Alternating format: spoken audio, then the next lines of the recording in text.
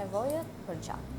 Arrin që të plotësohen të sëmurët kronik si hematologjia, që ju keni pasur dhe eksperiencën tuaj, gastrohepatologjia, mjekësia interne, onkologjiku, janë të sëmurë që marrin në mënyrë të vazhdueshme, që plotësohen, janë prioritet të plotësohen nga banka e gjakut që SUT dhe që nuk ndihen, se ndoshta kjo është një informacion që jo gjithë mund ta di, që nuk duhet të ndihen në atë presionin që familjari duhet vi patjetër që të dhuroj. Po pra, nuk është kjo se këtë dua të kuptoj. Po.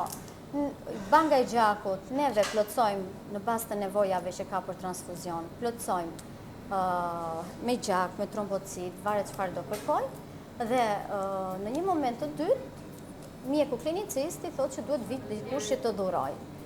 Por janë këto sëmundjet kronike që duhet marrin në mënyrë të vazhdueshme, që ne në shumicën e rasteve, mos të them, është shumë pak që mund të dhurojnë familjarët, sepse normalisht janë sëmurë kronik, që nuk ke si ti kërkosh familjarit që të vi të dhurojë çdo 3 muaj.